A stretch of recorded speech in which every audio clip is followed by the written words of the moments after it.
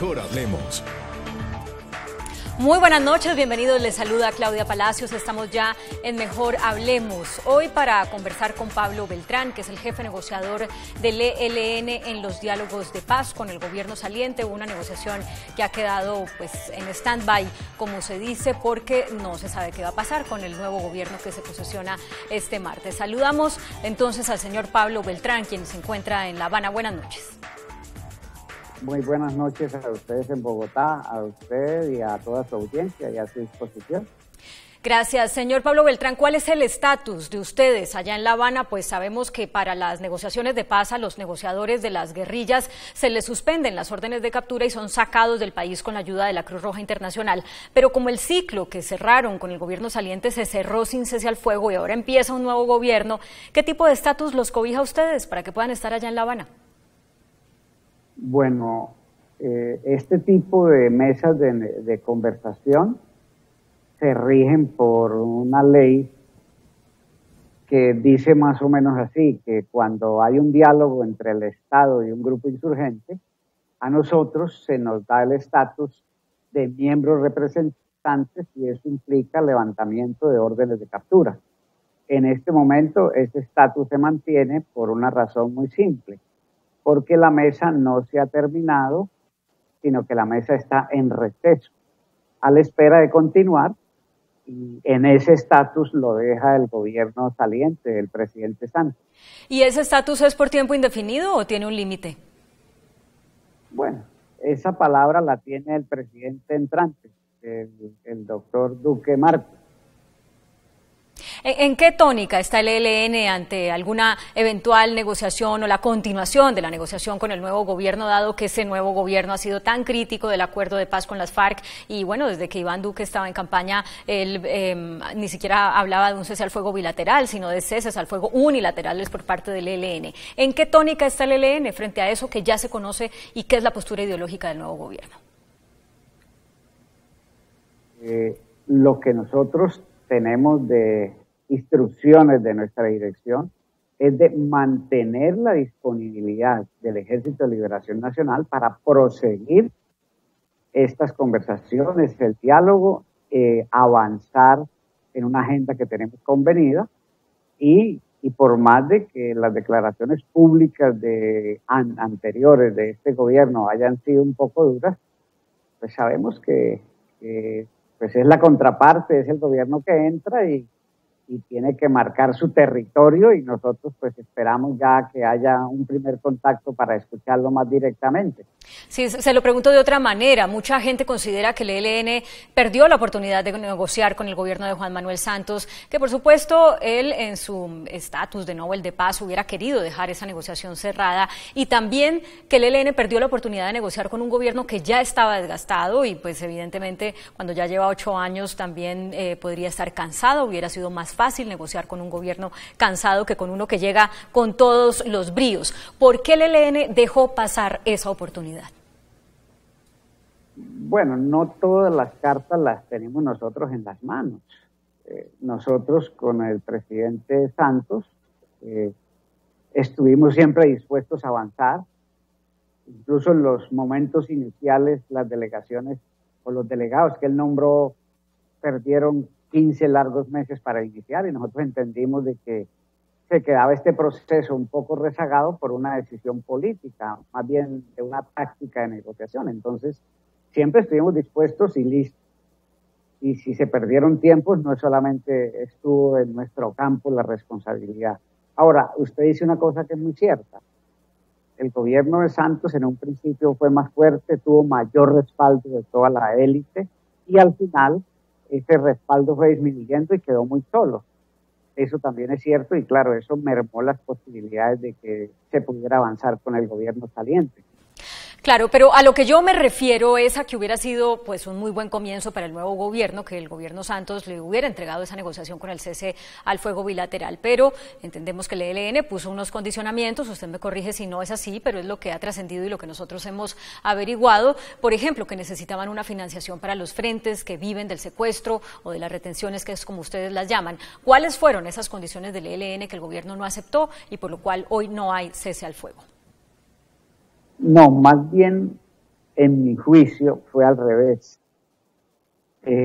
Nosotros, le voy a colocar dos ejemplos y me voy a referir a lo que usted menciona. En el primero, el año anterior hicimos unas bases de acuerdo, incluido también unos protocolos que sustentaron la posibilidad de hacer el cese bilateral anterior.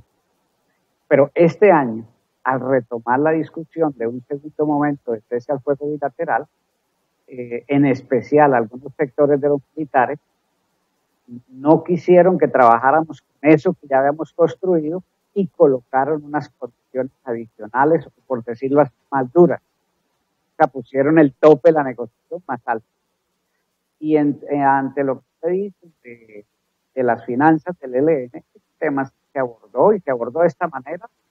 Voy a tratar de ser riguroso. Nosotros dijimos, en el cese pasado nosotros dejamos de hacer operaciones, privaciones de libertad que nos dieran algunas finanzas. Sí, y eso estaba aceptado, según lo que entendemos. Entonces, ¿ese no fue el problema? No, eso fue un nivel de entendimiento, eso no tuvo ni siquiera debate. ¿Cuánto dinero pedían ustedes en compensación por dejar de hacer los secuestros?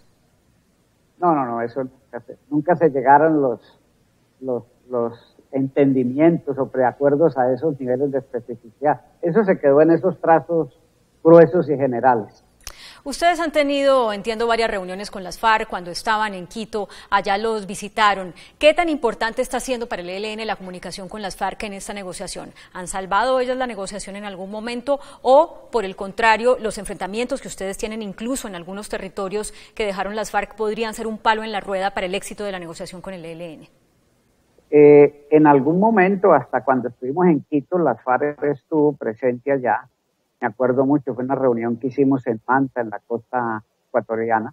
Asistió la canciller Holguín. Y la idea era buscarle sincronía a las dos mesas. Pero a ese momento, cuando fue esa reunión, ya la situación de incumplimiento del gobierno con los acuerdos con la FARC estaba alto. Y el grueso del temario de esa reunión más bien fue escuchando a las FARC las problemáticas que tenían. Esa fue de las últimas que tuvimos, que fue en Manta. Ellos, acá en La Habana desde mayo, en esta oportunidad aquí en La Habana, no han venido a visitar. Pero para ustedes la manera en cómo se está implementando el acuerdo de paz con las FARC es un incentivo a negociar, ¿o no? Bueno, nos pegamos mucho a ellos que el que iba adelante lo picaban las avispas. Entonces nosotros la conclusión que sacamos es que ellos han cumplido muy rigurosamente, muy completamente, y el Estado es el que ha faltado. Entonces eso nosotros lo tomamos de lección aprendida y vemos que es que tenemos en la negociación con el Estado de ser más precisos para que haya reciprocidad en el cumplimiento. Señor Beltrán, ha habido también en el último año varios enfrentamientos que, según las autoridades, que incluso han dejado personas muertas, disidentes de las FARC o personas que estaban en el proceso de desmovilización de las FARC, en los que, según las autoridades, los responsables son el ELN y es el ELN, y siempre estos hechos le recuerdan a uno como periodista que está pasando lo mismo que en negociaciones anteriores, por ejemplo, entre el EPL y las FARC, cuando se mataron entre guerrilla y exguerrilla. ¿Cuál es esa, en este caso, la situación real entre ustedes, el ELN y las FARC? Bueno, me acuerdo precisamente al oírla que en marzo, abril, ellos nos visitaron en Quito. Estuvo una delegación donde estuvo Pablo Catatumbo, estuvo Pastor Alape, estuvo Biojó, y el tema exclusivamente fue este tema de las dificultades en la región. Establecimos canales de comunicación en varias partes para tratar dificultades y para evitar enfrentamientos. Después de eso, bajó sustancialmente las dificultades y sí hubo, sobre todo a fin de año, del año anterior, hubo algunas partes donde hubo enfrentamientos, pero eso ya no está ocurriendo. ¿El ELN ha sido responsable de alguno de los asesinatos de los desmovilizados de las FARC? Hubo sobre todo un caso muy duro. Ellos nos reclamaron sobre unos milicianos en una población del Pacífico Caucano que se llama Guapi. Nosotros prometimos que íbamos a investigar. que íbamos a sancionar si fuese el caso.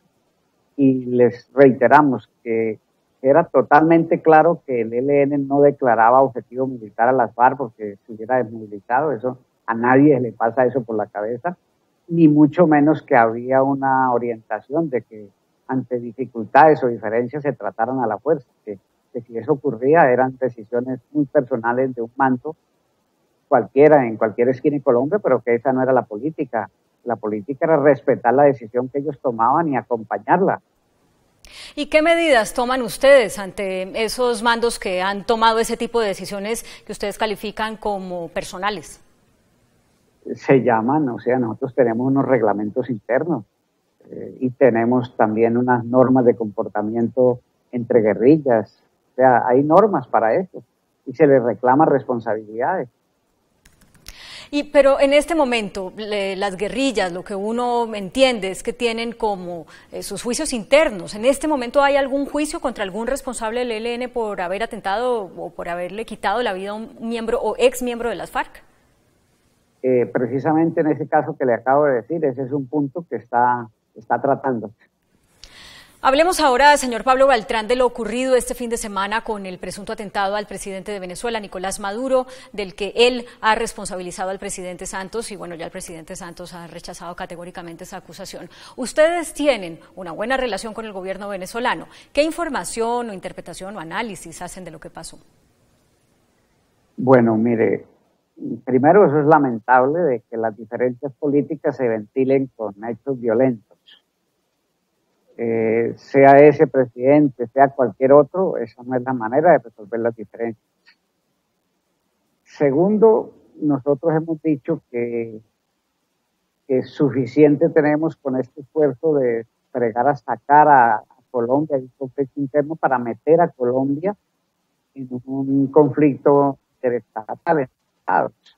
Ese sería el peor de los mundos. Entonces, nosotros siempre afirmamos de que la relación entre los dos países, entre los gobiernos, debe ser lo mejor posible y cada uno respetar los procesos políticos que tiene el otro. Eso ha sido nuestra posición.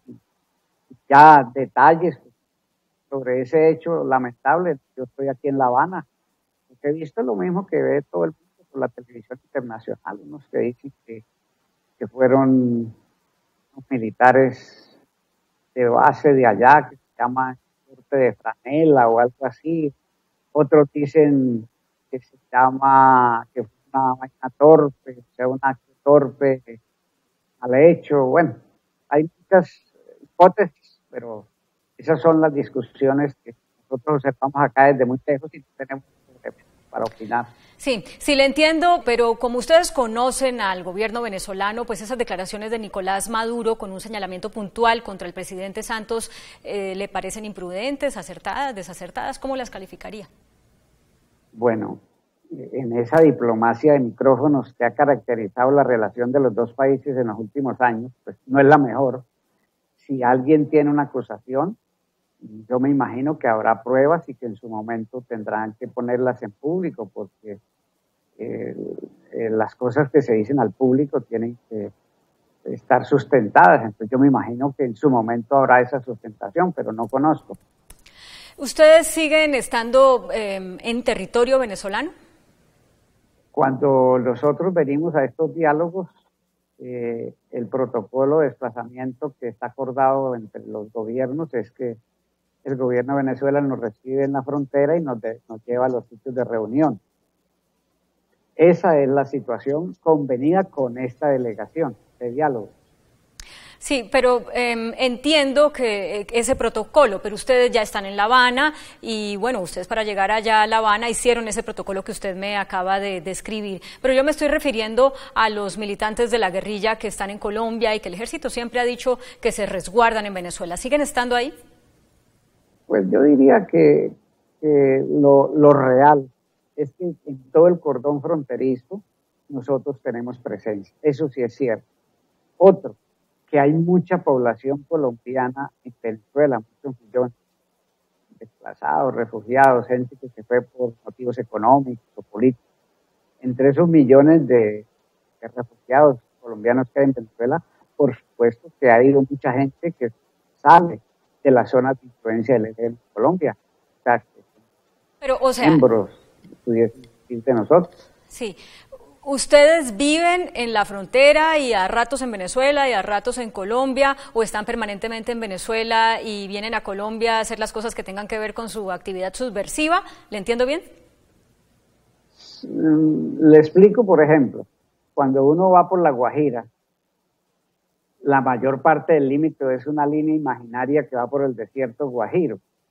Usted no le puede decir a los guayú, oiga, ¿usted en qué parte está? ¿En Colombia o Venezuela? Eso no se sabe.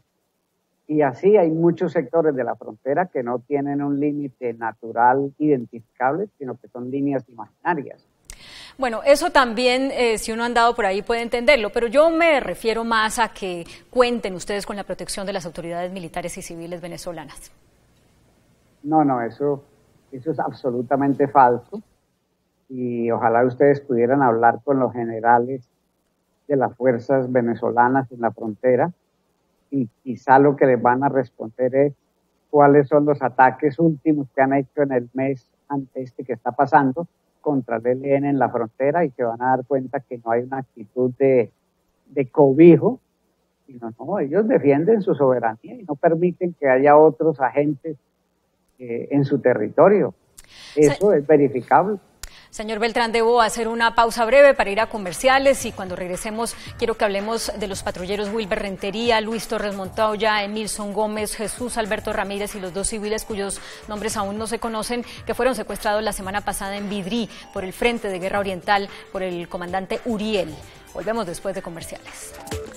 Estamos en comunicación con Pablo Beltrán, jefe del negociador del ELN en los diálogos con el gobierno. Se encuentra en La Habana y, bueno, le decía al señor Beltrán que le iba a preguntar por estos 6 colombianos secuestrados la semana pasada. Vuelve al país a revivir el horror. Estaban apenas ustedes terminando el ciclo sin haber logrado el cese al fuego y ya conocíamos de este secuestro que nos trae los peores recuerdos. Por eso uno se pregunta si realmente el ELN tiene una voluntad de paz. ¿Cuál es el sentido de mandar este mensaje, de hacer este secuestro que nada tiene que ver con expresar voluntad de paz? Bueno, le explico un poco qué ocurrió. Ese río se llama el río Arcadia, le cae a Quibdó, al atrato más abajo de Quibdó. Estaba una unidad guerrillera nuestra en las orillas de ese río cuando apareció la embarcación con estos señores. Se les exigió identificarse. Ellos dijeron que eran de las Fuerzas Armadas. ¿Cuál era el motivo de la presencia de ellos ahí? Esos son, en esas zonas, usted sabe, hay paramilitares, el Plan del Golfo, entonces se hace control y registro, y se trata de mantener por lo menos a sabiendas de quién está por ahí. Entonces no es un hecho deliberado que los estaban esperando, sino que ellos aparecieron por ahí. Y claro, al ver que eran de las Fuerzas Armadas, pues los detuvieron y les preguntaron, bueno, explique qué está haciendo acá. Entonces, esas fueron las condiciones en que fueron detenidos. A nosotros nos dijo la Cruz Roja Internacional que habían sido detenidos. Nosotros estábamos preguntando si era cierto y le hemos dicho desde el día viernes al comisionado de paz, el doctor Rodrigo Rivera, que tramite con el Ministerio de Defensa que haya condiciones para que pueda haber un pronto regreso de ellos. Eso es lo que hemos podido hacer nosotros desde la delegación. O sea, ¿ustedes están dispuestos a devolverlos sin condiciones? Sí, claro, por supuesto. Eso no tiene ninguna condición más que creemos unas condiciones de tranquilidad para que puedan ir por ellos. Bueno, usted nos dice que ustedes tienen la voluntad de entregarlos sin condiciones, pero quisiera saber si esa es la misma situación del comandante Uriel, que es quien los tiene en su poder, porque pues hemos dicho desde que comenzó la negociación que entre los frentes del ELN, a los que no les gusta la negociación de ustedes con el gobierno, pues está este del Chocó. Entonces, ¿qué certeza tenemos de que lo que usted nos está diciendo en realidad es lo que el que tiene a los secuestrados está dispuesto a hacer? Yo no tengo comunicación directa con los frentes desde acá, pero sí he recibido instrucciones de la Dirección Nacional nuestra, del Comando Central, que me indican que es necesario agilizar una rápida liberación de estos 6 personas. Sí escuché ayer una declaración pública del frente nuestro allá, que dice que al día de ayer, 5 de agosto, ellos se encontraban en buen estado, estaban siendo atendidos y que esperaban de que se dieran las condiciones de mayor tranquilidad para regresarlos pronto. Eso es lo que yo le puedo decir de este caso. ¿Ustedes están esperando que el ejército cese las operaciones militares en la zona y que se haga un protocolo con la Cruz Roja Internacional entonces para ir a recibirlas? ¿Es eso tal cual? Sí, es lo que se ha acostumbrado en estos casos.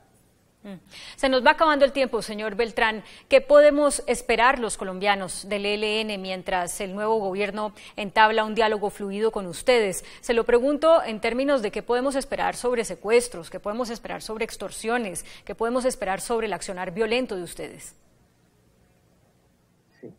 Ahora, yo le digo una cosa. No me lo está preguntando, pero le digo. Todas las zonas del ELN en este momento están resistiendo una altísima presión militar y paramilitar. Usted ya se dio cuenta, hace 8 días hubo una masacre en el Carra, el Catatumbo, y en muchas regiones recibimos los reportes que hay mucha militarización y por tanto hay mucha reacción efectiva de los frentes nuestros. Eso es bueno que usted lo sepa. Ahora, cosas adrede que las hagamos como por dañarle el momento de la instalación al nuevo gobierno, eso no lo tiene pensado el ELN. Eso no, a nadie se le ha pasado por la cabeza. Sí hay acciones como la que les digo, pero no es eso. Pero más importante que esto es, queremos que la sociedad colombiana y el gobierno entrante sepan de la completa disponibilidad del ELN para avanzar en estos diálogos, para avanzar en una solución. Y eso, las declaraciones que puede hacer uno u otro del nuevo gobierno, no van a quitar el empeño y la voluntad que tenemos nosotros, que este diálogo prosigan las conversaciones y podamos llegar a más acuerdos.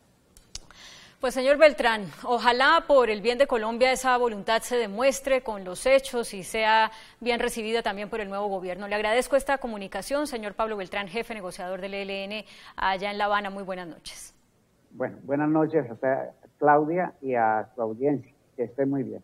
Gracias. A ustedes también muchas gracias por acompañarnos. Los dejamos, como siempre, con el adelanto de las caricaturas que serán publicadas mañana en El Tiempo Impreso y en eltiempo.com. Que tengan feliz descanso.